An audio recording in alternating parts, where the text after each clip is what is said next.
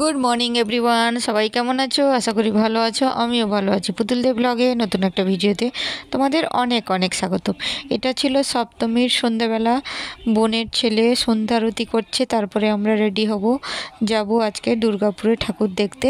তো সঙ্গে থাকো, আমরা কিভাবে কি কাটাই সবটাই তোমাদের সাথে শেয়ার করব। আর কি বলো তো, দুর্গাপুরের ঠাকুরগুলোও তোমাদের সাথে শেয়ার করব। আমরা রেডি হয়ে গেই, আমাদের গ্যাং রেডি। আমি করলি সেই গেলি কানেরটা নিয়ে নিলাম। আমাদের সাথে এরকম হয়, কেউ কানের পড়তে ভুলে যায়, কারণ নাকে লেগে যায়। এই যে দাঁড়া, এটা এখন আমরা রেডি। কোথায় চললাম? দুর্গাপুর। মনে হয় এদিকে দেখা, কেউ কানের পড়তে ভুলে গেছিল লাস্ট টাইম, ও ছুটে ছুটে গিয়ে নিয়ে এলো, গোটা ঘেমে গেল, আবার পরে নিচ্ছে কানেরটা। আর কেউ যে ডাকতে গেছে তো গেছে, আর আমাদের গাড়ি এখানে দাঁড়িয়ে আছে। আমরা এখানে দাঁড়িয়ে, গাড়ি চলে এসছে অলরেডি, আর আমরা এখানে দাঁড়িয়ে। এটা ছিল আমাদের প্রথম ঠাকুর, দেখে টেকে এই চলে আসছি। আর আজকে লুকটা ছিল, আমি জাম কালারের একটা সালোয়ার স্যুট পরেছি, তার সাথে প্যান্ট পরেছি, ওড়না নিইনি, মানে এই ভিড়ভাট্টার মধ্যে। আর এই যে প্যান্ডেলটা, এটাও খুব সুন্দর হয়েছিল। এগুলো সব দুর্গাপুরের ঠাকুর।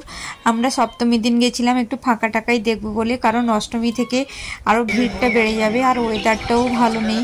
আর এই দেখো, এটা না পুরো সেই অরিজিনাল পালক দিয়ে তৈরি, আর গোটাটা হাঁড়ি হাঁড়ি, ছোট ছোট হাঁড়ি, ওই মাটির হাঁড়িগুলো, তার ভেতরে লাইটিং করা আছে।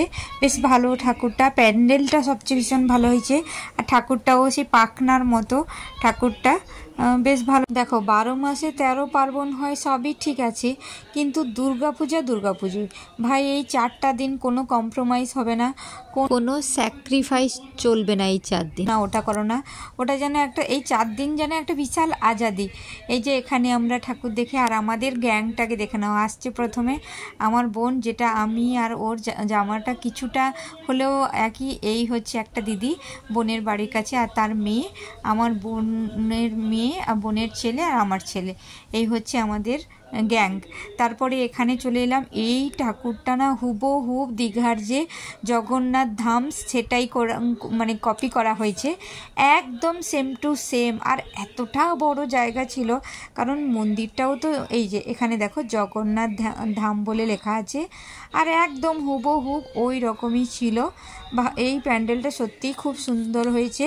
তোমরা এই প্যান্ডেলের মানে ঠাকুরটা, প্যান্ডেলটা দেখে আসতে পারো। দুর্গাপুরে হয়েছে, এখন নেই। আমি কত বোকার মতো বলছি, আমি যবে ভিডিওটা পোস্ট করছি আর কি থাকে।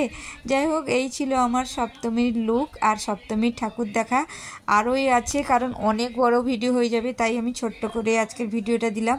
কেমন লাগলো তোমাদের অবশ্যই জানিও। চলো টাটা, সবাই পুজো ভালো কাটাও।